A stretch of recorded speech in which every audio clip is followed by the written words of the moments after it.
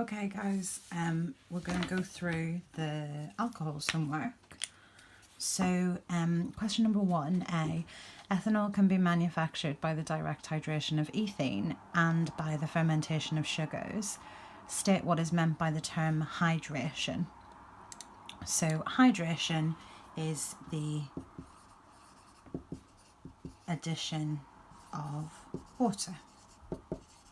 Okay, so don't confuse this with hydrogenation. Hydrogenation is when we're adding hydrogen to alkenes to get alkanes. Hydration is when we're adding water. Okay, part 2, give one advantage and one disadvantage of manufacturing ethanol by fermentation rather than hydration. So here, an advantage and a disadvantage do not include energy consumption or cost. So for your advantages, we can have, I think the main one that you can use, so advantage, we can say it's from a renewable source. You could also say that there's low cost in the technology, so we know that we've got cheap equipment. A disadvantage,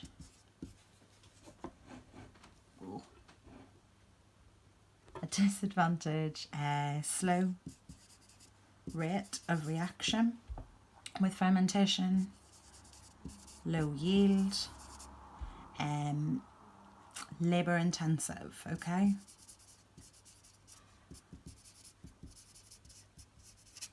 So with the labour intensive part, it's got cheap equipment, but because it's a batch process, you've got to have a lot of manpower, so that's going to cost a lot. Okay, question 1B. Ethanol can be oxidised to an aldehyde and to a carboxylic acid. Draw the structure of this aldehyde and of the carboxylic acid. So ethanol, we've got CH3, CH2OH. When that's oxidised and we do distillation, we get the aldehyde. So for this, you can write it as the structural formula, or you could draw it out as the displayed formula, which would be this. Then the aldehyde can be further oxidised. Well, it says in the question ethanol can be oxidised, so if you were going to write that as a full equation,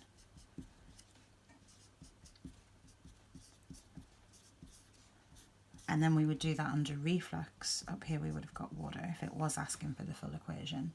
Under reflux you would get the carboxylic acid and a molecule of water. So again, you can give the structural formula, or you can give the displayed formula for that. So that's your structure for the aldehyde, that's your structure for the carboxylic acid.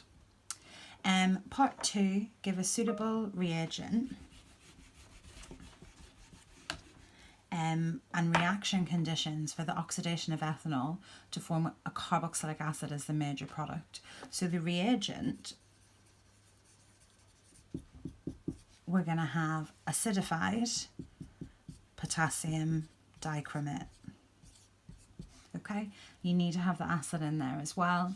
The conditions, it needs to be under reflux if we want to make sure that we get the carboxylic acid. Okay, question 1C, draw the structure of an alcohol containing 4 carbon atoms which is resistant to oxidation. So if it's resistant to oxidation, it needs to be a tertiary alcohol. So if it's 4 carbon atoms, where our hydroxy group is, okay, so the alcohol group, this needs to have 3 other carbons bonded. And because it said 4 carbon atoms, that's going to be our structure. So what we've actually drawn here is methyl propan 2-ol. Okay, so methyl propan 2-ol. We don't need to put a number in front of the methyl because that's the only place that it can actually be. part 2 of that question, draw the structure of an alcohol containing 4 carbon atoms that can be oxidized to a ketone. So if it's going to be oxidized to a ketone, it needs to be a secondary alcohol. So if it's 4 carbon atoms,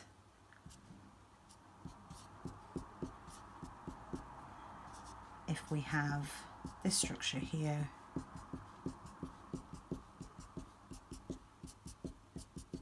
and this is butan 2-ol. Okay, part D, in the presence of a catalyst, ethanol can be dehydrated to ethene. Give a suitable catalyst for use in this reaction. So for this one, for the dehydration, we're going to use concentrated phosphoric acid or concentrated sulfuric acid. Okay. Complete the mechanism for this dehydration reaction. Okay, so we're going to start with our molecule of ethanol.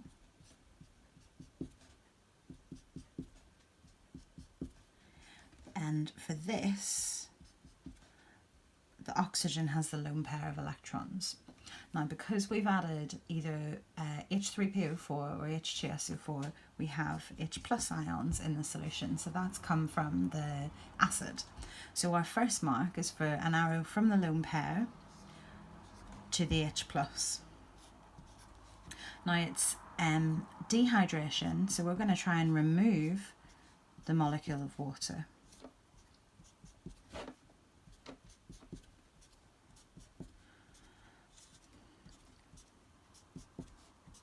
So you've got to remember that oxygen now has a positive charge, and we're going to form an alkene here. So the first thing that's going to happen is this water molecule is going to be eliminated. So the arrow goes from the bond to the molecule. And then we're also going to form an alkene double bond between these 2 carbons. So a hydrogen on an adjacent carbon, the bond needs to break and the electrons need to go. So I'm going to use this one. You can use this one, or this one. These 2 are probably easier. So I'm going to draw an arrow from there to there. So that's 5 marks, 1 for the reagent, 1 for the first arrow from the lone pair to the H plus. So that's 1, 2, positive charge 3, arrow there 4, arrow there 5. Okay, so that's question 1, 15 marks, so give yourself a score out of 15. Okay, question 2. There are 7 isomeric carbonyl compounds with the molecular formula C5H10O. The structures and names of some of these isomers are given below. So you've got pentanal, 2-methylbutanal, 2,2-dimethylpropanal, and then A part 1 says fill in the table. So this compound, 4th box down, is going to be meth, eth, prop, but, pent. So we've got CH3, CH2, C double bond O, CH2, CH3. So meth, eth, prop, but, pent. So then that's going to be meth, eth, prop. So pentan 3-O. We have to put the number in because you could have a position isomer of this, which is actually the one they want you to draw below. So pentan 2-O, we have to draw the carbonyl group on the 2nd carbon. I don't know why I drew it like that. Anyway, CH3 and then C double bond O, CH2, CH2, CH3. A part 2, it says 2 other isomeric carbonyl compounds are not shown in the table. One is an aldehyde and one is a ketone. Draw the structure of each.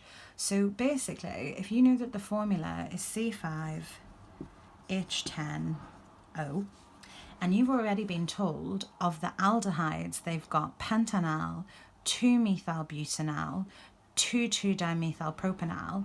You've got to find another aldehyde that's not already given in the table. So I think it's going to be 1, 2, 3.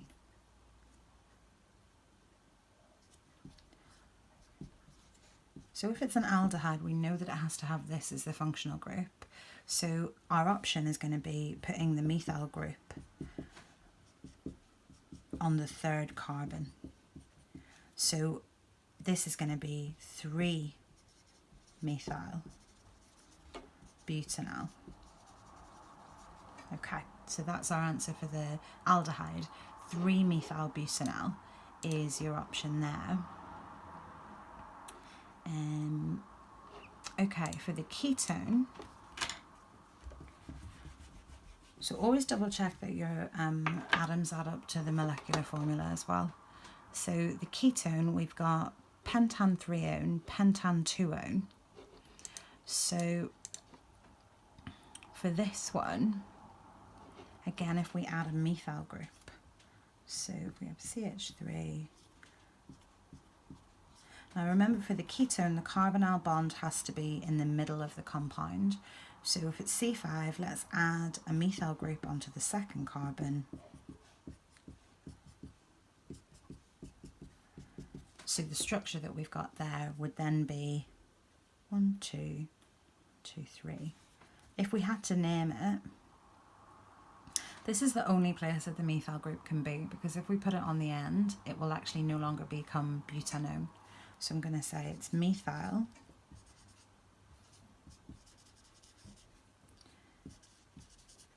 butan 2-one. That's the only place that that methyl group can be. If we put it at the end, it would end up being pentan 2-one. If we put it here, it would be pentan 3-one.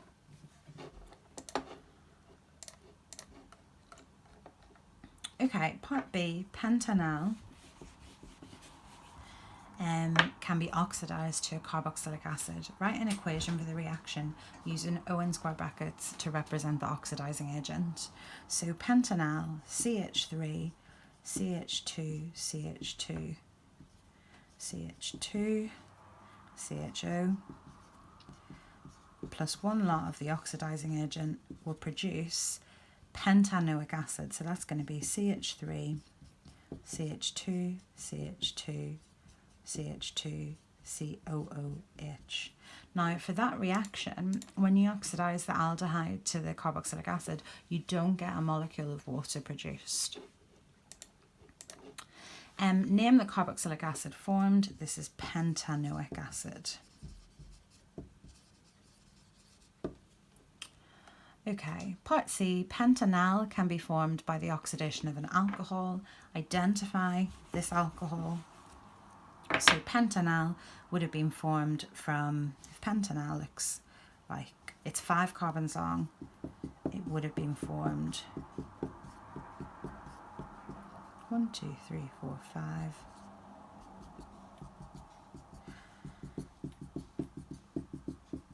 Okay, now when you're actually naming this, because it says identify this alcohol,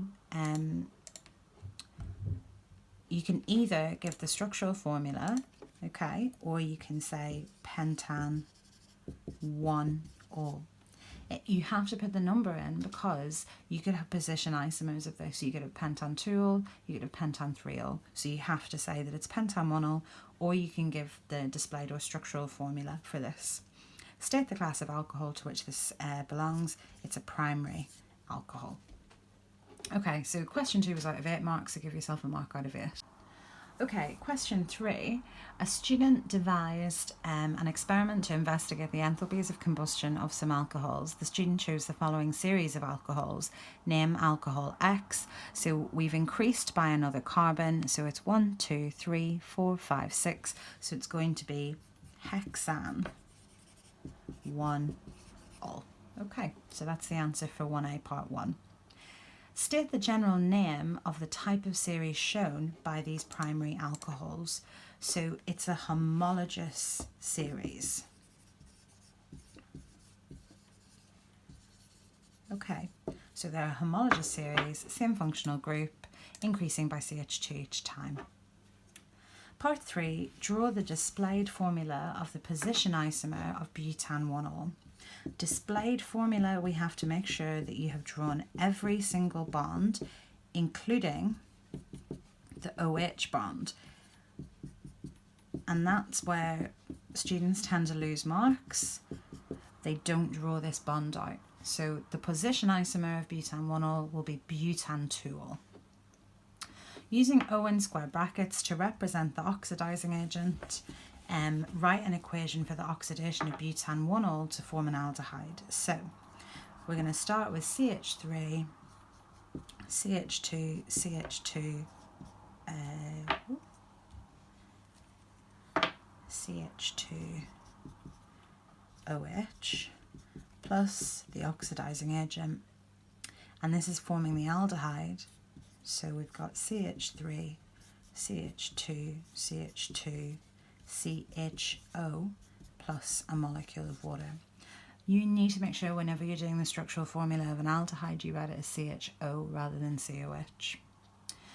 It then says draw the displayed formula of the functional group isomer. So if this is an aldehyde, the functional group isomer of this is going to be a ketone. So the ketone of butanal will be butanone. And again, it says draw the displayed formula. So we've got butanone. Now, it doesn't matter if you have the carbonyl here or here, okay? It just has to be in the center of the molecule. Okay, so that question then was out of 1, 2, 3, 4, 5. That was out of 5. The total for this homework was 28. So what you need to make sure that you do is upload your pictures of your marked work so that we can record what you actually got, and then fill in the evaluation section. What do you need to do to get an A star? Any of this that you struggled with, make sure you go over it, complete the review pages or do an extra summary sheet or flashcards to consolidate your learning. Okay.